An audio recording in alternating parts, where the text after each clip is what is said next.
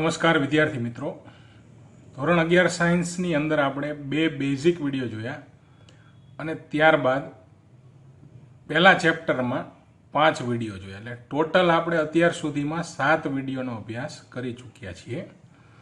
આજે આમ 8મો વિડીયો અને ચેપ્ટર પહેલાનો 6થો વિડીયો લઈને આપણે હાજર થયા છીએ. છેલ્લા વિડીયોમાં તમે आणवीय दळ विषे शीखा, परमाणुवीय दळ विषे शीखा कि परमाणु छे एनुं परमाणुवीय दळ एटले एमां रहेला प्रोटोननी अथवा प्रोटोननी अने न्यूट्रॉननी संख्यानो सरवाळो थाय. एवी ज रीते आणवीय दळमां आपणे शुं कर्युं तो जे परमाणुओ होय एना परमाणुओना परमाणुवीय दळनो सरवाळो कर्यो एटले आपणने आणवीय दळ अलग अलग अणुओना आणवीय दळ आपणने प्राप्त थया. तो परमाणु क्रमांक जोया. परमाणु क्रमांक एटले परमाणुमां रहेला प्रोटोननी संख्या अथवा इलेक्ट्रॉननी संख्या. तो परमाणु क्रमांक छे ने एमां 1 થી 30 तत्वो आपणे जोया तो एमां क्यांय अपूर्णांक नथी आव्यो के भाई हाइड्रोजननो परमाणु क्रमांक 1 छे, हीलियमनो परमाणु क्रमांक 2 छे, लिथियमनो 3, क्यांय 2.5 के 3.5 एवुं परमाणु क्रमांकमां आवतुं नथी. हवे परमाणुवीय दळनी जो वात करीए तो तमारी पासे एक उदाहरण छे क्लोरीननुं. हवे क्लोरीन छे एनुं परमाणुवीय दळ तमे 35.5 लो छो. हवे परमाणुवीय दळनी व्याख्या शुं थाय तो के परमाणुमां रहेला प्रोटोननी संख्या अने न्यूट्रॉननी संख्यानो सरवाळो. हवे प्रोटोन होय के न्यूट्रॉन होय એ હંમેશા પૂર્ણાંક સંખ્યામાં જ હોય કે ભાઈ લિથિયમ છે, લિથિયમનું પરમાણુવીય દળ 7 છે. હવે એમાં 3 પ્રોટોન છે અને 4 ન્યુટ્રોન છે. હવે એમાં કોઈ દિવસ 4.5 ન્યુટ્રોન, 4.5 ન્યુટ્રોન હાજર હોય એવું બને નહીં. તો આ એક પ્રશ્ન આપણને થવો જોઈએ કે પ્રોટોનનો અને ન્યુટ્રોનનો સરવાળો 35.5 કેવી રીતે આવ્યો. તો એના માટે આપણે સરેરાશ આણવીય દળનો ઉલ્લેખ એટલે સરેરાશ આણવીય દળની આપણે ચર્ચા કરવી પડશે. તો એ બે ઉદાહરણ આપણે અહીંયા જોવાના છે આજે, ક્લોરીનનું અને કાર્બનનું. એ પહેલા તમને હું થોડીક ચર્ચા મોલ વિશે કરી દઉં. ચલો, આણવીય દળ અણુભારમાં તમે એવું કીધું કે NaCl છે મીઠું, એનો અણુભાર આપણે ગણ્યો તો 58.5 ગ્રામ મળ્યો. તો આપણે એવું કહેતા કે NaCl નો મીઠાનો અણુભાર, મીઠાનું આણવીય દળ 58.5 ગ્રામ પ્રતિ મોલ હોય. એનો અર્થ આપણે શું કરતા કે ભાઈ 1 મોલ મીઠામાં 58.5 ગ્રામ જેટલું મીઠું થાય. હવે એને અન્ય રીતે સમજવું હોય, સૂત્રની મદદથી સમજવું હોય તો આપણે એક મોલનું સૂત્ર યાદ રાખવું પડશે કે મોલ બરાબર વજનના છેદમાં અણુભાર અથવા મોલ બરાબર દળના છેદમાં આણવીય દળ. હવે 58.5 ગ્રામ NaCl ના મીઠાના મોલ કેટલા હોય આપણને ખ્યાલ જ છે કે 58.5 ગ્રામ એ NaCl નો અણુભાર છે. તો અણુભાર જેટલું વજન લો તો 1 મોલ હોય. પણ આ સૂત્ર દ્વારા એ સાબિત કરવું છે. તો NaCl નું આણવીય દળ છે 58.5 ગ્રામ. તમે લીધેલું મીઠું કેટલું છે? 58.5 ગ્રામ. હવે મોલનું સૂત્ર શું થાય? મોલ બરાબર દળના છેદમાં આણવીય દળ. હવે દળે તમે 58.5 ગ્રામ લીધું અને આણવીય દળે કેટલું છે એનું 58.5 ગ્રામ. તો 58.5 ભાગ્યા 58.5 કરો એટલે 1 મોલ જવાબ આપણને મળે. તો કોઈ પણ પદાર્થ છે એનું તમને વજન આપી દે, દળ આપી દે અને એનું આણવીય દળ આપી દે તો તમે મોલ ગણી શકો આરામથી. એવી જ રીતે તમને મોલ અને આણવીય દળ આપી દે તો દળ શોધી શકો, મોલ અને દળ આપી દે તો આણવીય દળ પણ શોધી શકો. તો આ એક સૂત્ર છે, એ ભવિષ્યમાં ખૂબ જ કામ આવશે. તો એક સૂત્ર આપણે મગજમાં રાખશું કે મોલ બરાબર દળ ભાગ્યા આણવીય દળ. ચાલો, હવે આ જવાબ મેળવવાનો છે આપણે કે ક્લોરીનનો અણુભાર 35.5 કેવી રીતે આવ્યો. ક્લોરીનનો પરમાણુ ક્રમાંક 17 છે. તો શું એમાં પ્રોટોન 17 હોય તો શું ન્યુટ્રોન 18.5 હોય? 18.5 ન્યુટ્રોન હોય. તો ન્યુટ્રોન કોઈ દી અપૂર્ણાંક હોય નહીં. તો અહીંયા ક્લોરીનના 2 સમસ્થાનિકો છે કે વિશ્વમાંથી આપણને જે ક્લોરીન મળે છે એ બે સ્વરૂપે છે, ક્લોરીન 35 અને ક્લોરીન 37. આપણે અગાઉ વાત કરી એમ ઉપર જે આંકડો તમે દર્શાવો છો એ ઉપરનો આંકડો શું સૂચવે છે? એનો પરમાણવીય દળ. નીચે શું સૂચવે? એનો પરમાણુ ક્રમાંક. તો અહીંયા નીચે તમે 17 લખી શકો બંને જગ્યાએ. કોઈ પણ ક્લોરીન હોય એનો પરમાણુ ક્રમાંક ફિક્સ જ હોય 17. બે પ્રકારના ક્લોરીન છે, એકનો પરમાણવીય દળ 35 છે ને એકનો 37 છે. હવે વિશ્વમાં જે ક્લોરીન મળે છે ને એમાં જે ક્લોરીન 35 છે એ 75% ક્લોરીન તમને ક્લોરીન 35 મળે છે અને 25% જ કયો મળે છે? ક્લોરીન 37. એટલે કોઈ પણ નમૂનામાં જે ક્લોરીન હોય તો એમાં 37 વાળા ક્લોરીનનું પ્રમાણ 25% હોય છે અને 35 વાળા ક્લોરીનનું પ્રમાણ 75% હોય છે. હવે આપણે સીએલનું પરમાણુય દળ નક્કી કરવું હોય તો અહીંયા એવરેજ લેવું પડે, બંનેનું સરેરાશ લેવું પડે. એટલે આપણે અહીંયા બંનેનો સમાવેશ કરવો પડે. તો હવે અહીંયા મેં ગણતરીમાં શું કર્યું? પહેલા 35 વાળાનું લીધું અને પછી એમાં ઉમેરી દીધું કોનું? 37 વાળાનું. હવે આ ગણતરી કેવી રીતે આવી? તો એની નીચે વાત કરેલી છે કે 35 વાળો ક્લોરીન છે એ 75% છે. તો 75% એટલે કેટલાય 75? તો 100 કે જો કુલ જથ્થો 100 ગ્રામ લો તો એમાં 75 ગ્રામ શું હોય છે? ક્લોરીન હશે. હવે એનું પરમાણુય દળ કેટલું છે? 35. તો 35 એ કેટલા? કે કુલ 100 હોત તો આ ક્લોરીન 75 ગ્રામ હાજર હોત તો 35 ગ્રામે કેટલા? તો એના માટેની કેલ્ક્યુલેશન આપણે અહીંયા લખી દીધી. ચાલો એવી જ રીતે ક્લોરીન 37ની વાત કરીએ તો એમાં ગણતરી, હવે એના જથ્થો કેટલો હાજર છે? 25%. 25% એટલે ટકા કેટલાય લેવાય? 100. તો 100 એ 25 તો 37 એ કેટલા? તો 37 ગુણ્યા 25 ભાગ્યા 100 આપણે આ 37 માટે લખ્યું. પછી બંનેનો શું કરવો પડે? સરવાળો. તો આપણને જવાબ મળશે, ટોટલ જવાબ 35.5. તો બંને સમસ્થાનિકનો એવરેજ લઈને આપણે ક્લોરીનનું નક્કી કર્યું 35.5. એટલે હકીકતમાં એમાં કંઈ 18.5 ન્યુટ્રોન અને 17 પ્રોટોન એવું હશે નહીં. અમુકમાં ધારો કે 35 વાળો જે ક્લોરીન હશે તો એમાં 17 પ્રોટોન હશે અને 18 ન્યુટ્રોન હશે. જ્યારે 37 વાળામાં 17 પ્રોટોન હશે અને 20 ન્યુટ્રોન હશે.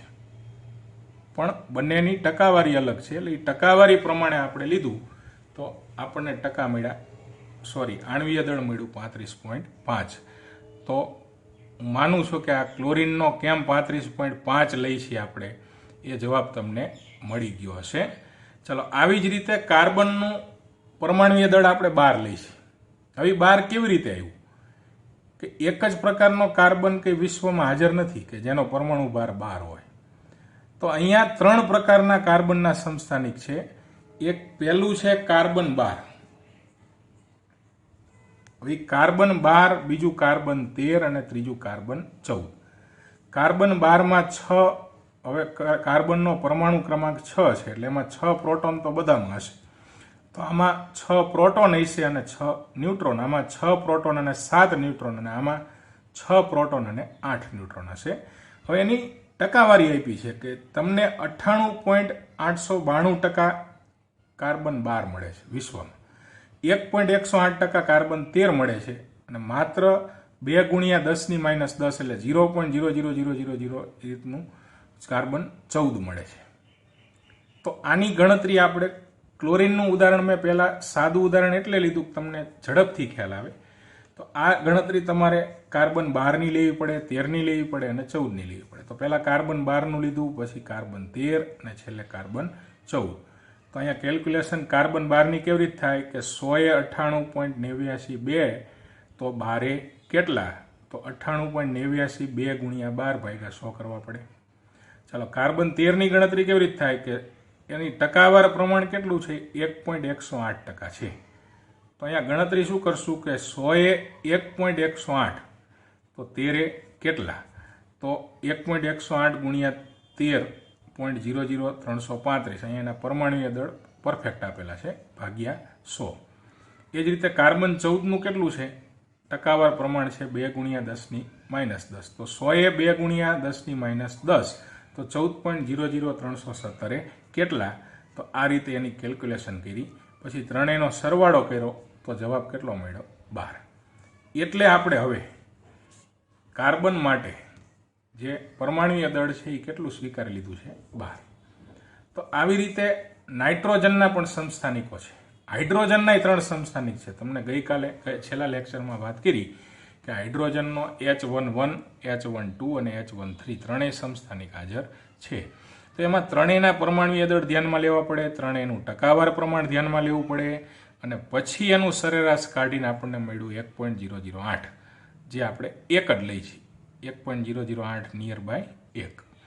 તો પરમાણુય દળ તમને પરીક્ષામાં આપેલા હોય, પણ આ કેટલીક બેઝિક બાબતો છે કે કેમ ક્લોરીનનું 35.5 આવ્યું, શા માટે કાર્બનનું હંમેશા તમે 12 લો છો, જ્યારે કાર્બન 12 પણ હોય, 13 પણ હોય અને 14 પણ હાજર હોય. તો આ બાબતનો આપણને ખ્યાલ હોવો જોઈએ. બાકી પરીક્ષામાં તમને ક્લોરીનનું પરમાણુય દળ 35.5 આપેલું જ હોય છે. અમુક જે બેઝિક છે, કાર્બન હોય, હાઇડ્રોજન હોય, ઓક્સિજન હોય, નાઇટ્રોજન હોય, આવા અમુક તત્વોના આપણે યાદ રાખવાના થશે, જે ધીમે ધીમે આપણે યાદ કરતા જઈશું. ચાલો હવે તો સરેરાશ આણ્વીય દળની વાત અહીંયા પૂરી કરીએ. હવે નેક્સ્ટ પાછા આવીએ. હવે જે તમને મેં કીધું હતું કે અગાઉ જે ટેક્સ્ટબુકમાં અમુક નિયમો આપેલા છે, આપણી નિયમો નહોતા શીખ્યા ને સીધો આપણે જમ્પ માર્યો આણ્વીય દળ, સરેરાશ આણ્વીય દળ, પરમાણુય દળ, પરમાણુ ક્રમાંક અને મોલની વાત કરી. હવે આ શીખ્યા બાદ હવે આપણને નિયમો છે ને સરળતાથી આવડશે. તો હવે નિયમો છે એ આપણે વારાફરતી સ્ટાર્ટ કરીએ. તો સૌથી પહેલા આપણને એક નિયમ આપેલો છે, દળ સંચયનો નિયમ. દળની વ્યાખ્યા શું થાય? પદાર્થમાં રહેલા દ્રવ્યના જથ્થાને દળ કહેવાય. એટલે અહીંયા દ્રવ્ય સંચયનો નિયમ એવો શબ્દ પણ તમે વાપરી શકો. બીજો એક નિશ્ચિત પ્રમાણનો નિયમ આપેલો છે, એના પછી એક ગુણક પ્રમાણનો નિયમ આપેલો છે, પછી એક નિશ્ચિત સંરચનાનો નિયમ આપેલો છે, પછી એક ડાલ્ટનનો પરમાણુય સિદ્ધાંત આપેલો છે. તો આ નિયમો છે આપણી ધીમે ધીમે 5 નિયમો છે એ શીખવાના છે. પણ આજે આપણે આજના લેક્ચરમાં 2 નિયમો છે એ વ્યવસ્થિત શીખીશું. પહેલો દળ સંચયનો નિયમ, દ્રવ્ય સંચયનો નિયમ, અને બીજો છે નિશ્ચિત પ્રમાણનો નિયમ. તો શરૂ કરીએ. પહેલો નિયમ, દળ સંચય અથવા દ્રવ્ય સંચય. હવે 9મા ધોરણની અંદર તમે ઉર્જા સંરક્ષણનો નિયમ શીખીને આવ્યા છો. 9મા અને 10મા ઘણી બધી જગ્યાએ 7મા 8મા ધોરણમાં એનો ઉલ્લેખ આવે છે. ઉર્જા સંરક્ષણનો નિયમ એટલે શું? કે વિશ્વમાં ઉર્જાનો કુલ જથ્થો અચળ રહે છે, ઉર્જાનો નાશ પણ થતો નથી કે નવી ઉર્જા ઉત્પન્ન પણ કરી શકાતી નથી, વિશ્વમાં ઉર્જાનો કુલ જથ્થો અચળ રહે છે. આવો નિયમ આપણે શીખતા કે ધોધમાંથી વહેતું પાણી હોય તો એ ગતિ ઉર્જા ધરાવતું હોય, પછી એમાંથી તમે વીજળી ઉત્પન્ન કરી શકો, એટલે એ ગતિ ઉર્જાનું રૂપાંતરણ વિદ્યુત ઉર્જામાં થયું. આવી રીતે આપણે એવું શીખતા. તો અહીંયા દળ સંચયનો નિયમ છે ને, નિયમ એવો જ છે કે કોઈ પણ પ્રક્રિયા થાય કે કોઈ પણ ઘટના થાય એમાં દ્રવ્યનું સર્જન થતું નથી કે દ્રવ્યનો વિનાશ પણ થઈ શકતો નથી. તો જેમ ઉર્જા સંરક્ષણના નિયમમાં ઉર્જાનો નાશ નતો થતો કે નવી ઉર્જા ઉત્પન્ન નથી થતી, એ જ રીતે અહીંયા છે કે ભાઈ દળનો એટલે કે દ્રવ્યનો સર્જને ન થાય કે દ્રવ્યનો નાશ પણ ન થાય. હવે આપણે એક ઉદાહરણ લઈએ કે તમે ધારો કે કોઈ કાગળને સળગાવો છો તો એની રાખ બની જાય, લાકડું સળગાવો તો એની રાખ બની જાય. તો તમને મગજમાં એવું થાય કે પહેલાં તો લાકડાનું વજન વધારે હતું, હવે એને તમે સળગાવી દીધું તો હવે રાખનું વજન તો ઓછું થઈ ગયું, તો દળ તો નાશ પામ્યો. પણ ના, એ લાકડાની અંદર જે કાર્બન હોય એને તમે સળગાવો એટલે એને દહન પ્રક્રિયા કહેવાય. દહન પ્રક્રિયામાં બીજો ઓક્સિજન પણ વપરાય, એટલે જે પ્રક્રિયામાં ઓક્સિજન વપરાય બધી દહન પ્રક્રિયા કહેવાય. અહીંયા તમને મેં 2 પ્રક્રિયા આપેલી છે, બંને પ્રક્રિયા દહન પ્રક્રિયાના ઉદાહરણ છે. તો દહન પ્રક્રિયા જે છે, કાર્બન વપરાણો લાકડાનો સામે ઓક્સિજન વપરાણો અને CO2 બની જાય, કાર્બન ડાયોક્સાઇડ. તો જે રાખ પડી છે ને, એ રાખ માત્ર ઉત્પન્ન નથી થઈ, રાખ સિવાય કાર્બન ડાયોક્સાઇડ પણ ઉત્પન્ન થયો. તો એ ટોટલ તમે એનું દળ કરશો તો એ લાકડાના દળ જેટલું જ થાય. ભલે એ તમારી પાસે પહેલાં હતું લાકડા સ્વરૂપે, પછી શું થયું, હવામાં ઉડી ગયું, તો એ વાતાવરણમાં જતું રહ્યું દળ. તો અહીંયા તમને એક ઉદાહરણ આપ્યું છે, પ્રક્રિયા આપી છે કે સી વત્તા O2 CO2. ચાલો, એક કસનળીમાં તમે કાર્બન લીધો, એને ઓક્સિજનની હાજરીમાં સળગાવ્યો એટલે કાર્બન ડાયોક્સાઇડ નીકળે. હવે કાર્બન તમને એમ થાય કે વપરાઈ ગયો, એનો દળ નાશ પામી ગયો, પણ હકીકતમાં એ કાર્બન શેમાં કન્વર્ટ થઈ ગયો? કાર્બન ડાયોક્સાઇડમાં, અને હવામાં ઉડી ગયો. હવે આ નિયમ ખરેખર સાચો છે એ આપણે સાબિત કરવું છે. મેં એટલા માટે તમને પહેલા પરમાણ્વીય દળ, આણ્વીય દળ, મોલ આ બધી વસ્તુથી વાકેફ કર્યા, જેથી તમને હવે હું એમ મોલ કહું તો તમને ખ્યાલ આવે કે હા એક મોલની વાત છે.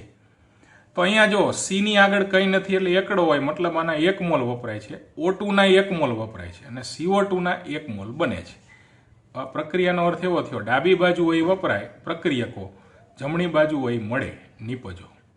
તો આગળ કંઈ ન હોય એટલે આપણે 1 મોલ સમજવાના. હવે 1 મોલ એટલે કેટલું દળ થાય? એના પરમાણ્વીય દળ જેટલું. તો કાર્બનનું પરમાણ્વીય દળ કેટલું છે? 12 ગ્રામ. તો તમે અહીંયા એવું કહી શકશો કે કાર્બનના 1 મોલ વપરાય છે, મતલબ 12 ગ્રામ કાર્બન વપરાણો. ચાલો, એવી જ રીતે O2 નો 1 મોલ વપરાણો. હવે 1 મોલ O2 નું દળ કેટલું થાય? ભલે O2 નો 1 મોલ છે, પણ O2 માં O કેટલા છે? 2. તો તમારે O2 પરમાણુ નથી, O2 અણુ છે, તો એનો અણુભાર ગણવો પડે. અણુભાર ગણવા માટે આપણે શીખા કે O2 હોય તો કેવી રીતે ગણાય? O નું પરમાણ્વીય દળ વત્તા O નું પરમાણ્વીય દળ.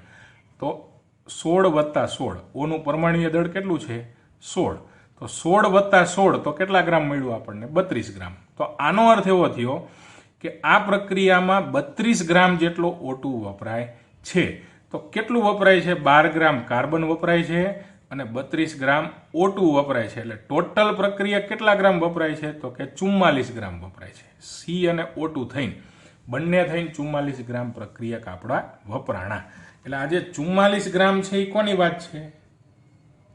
તો કે પ્રક્રિયકોની વાત છે. હવે સામે નિપજ તમને કેટલી મળે છે?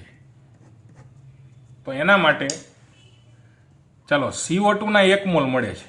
1 મોલ એટલે એના અણુભાર જેટલું વજન થાય. હવે CO2 નું અણુભાર ગણવો હોય તો સી નું પરમાણ્વીય દળ વત્તા O નું પરમાણ્વીય દળ વત્તા O નું પરમાણ્વીય દળ, O 2 છે, અથવા 2 ગુણ્યા O નું પરમાણ્વીય દળ કરો તો 16 દુ 32 જ થાય, અને 16 વત્તા 16 કરો તો 32 જ થાય.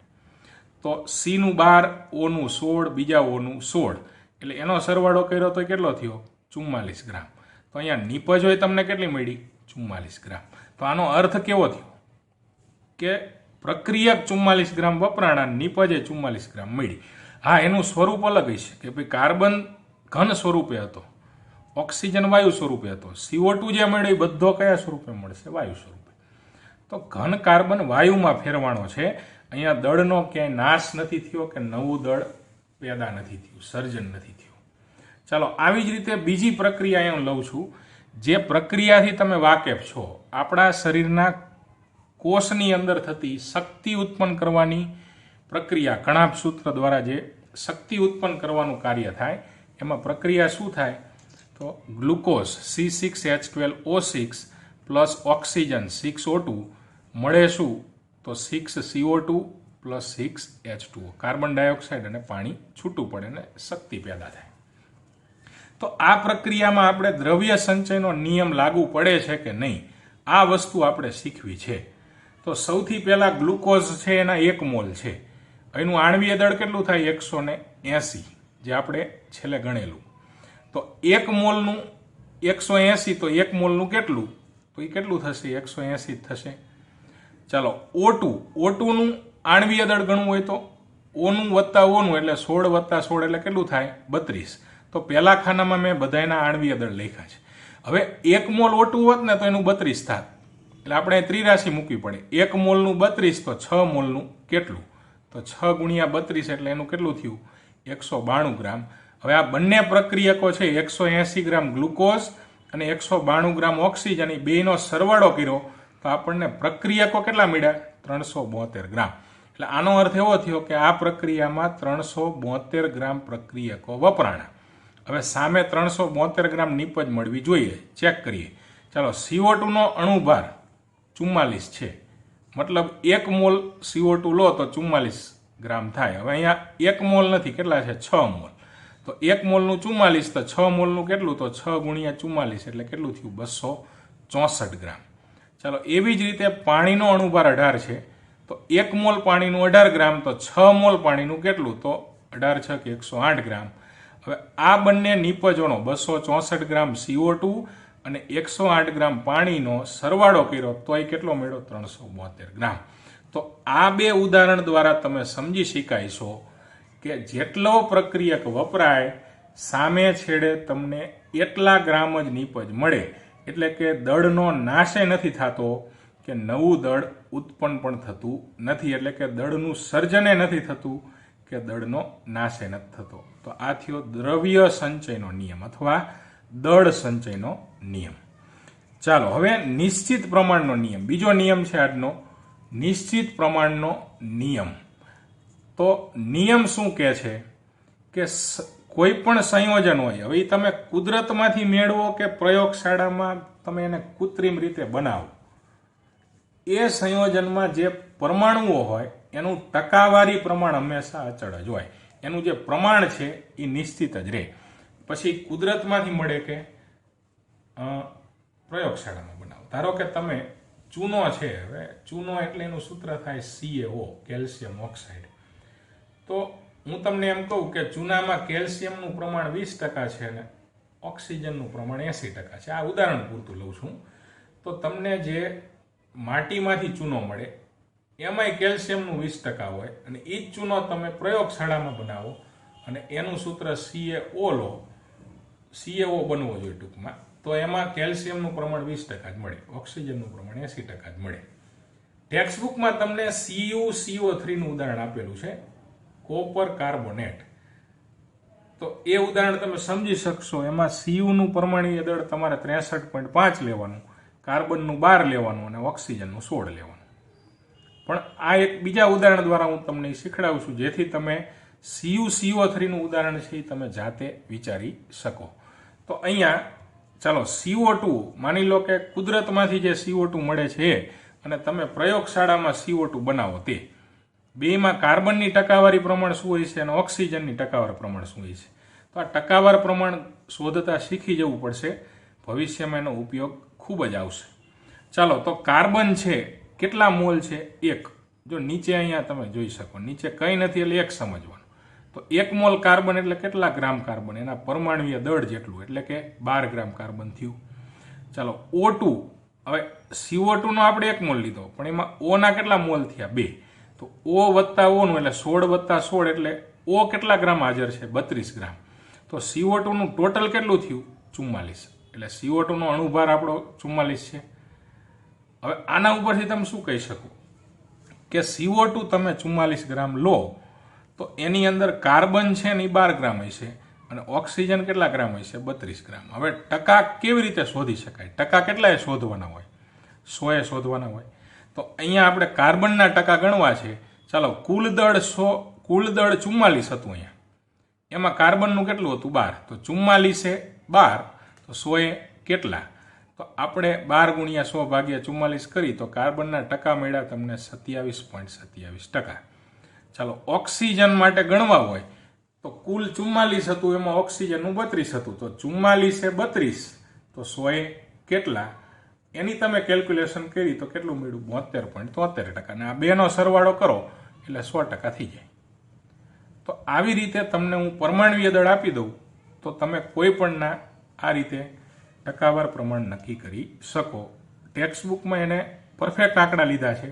હું તમને Cuનું પરમાણ્વીય દળ અહીં આપી દઉં છું કે Cuનું 63.5 લેવાનું, કાર્બનનું 12 લેવાનું અને ઓક્સિજનનું 16 લેવાનું. એટલે ઓક્સિજનનું 16 મતલબ 48 થશે.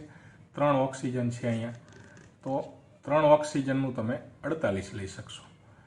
તો અહીંયા તમારે CuCO3 કુદરતી હોય, કૃત્રિમ હોય. CuCO3માં Cuના ટકા કેટલા, Cના કેટલા અને Oના કેટલા? તો આ ત્રણેયનો આપણે શું કરી નાખવાનો? સરવાળો. જે મળે એ કુલ થઈ ગયું. કુલ એ 63.5, તો 100 કેટલા? કુલ આટલું હોય તો કાર્બનનું 12, તો 100 કેટલા? કુલ આટલું હોય તો ઓક્સિજનનું 48, તો 100 કેટલા? તો આ આપણે હોમવર્કમાં કરીને ટેક્સ્ટબુકના ડેટા સાથે એને સરખાવશું. તો આજે આટલું જ. નમસ્કાર. નેક્સ્ટ વિડીયોમાં અન્ય 2-3 નિયમો લઈને આપણે નજીકના ભવિષ્યમાં મળીશું. નમસ્કાર.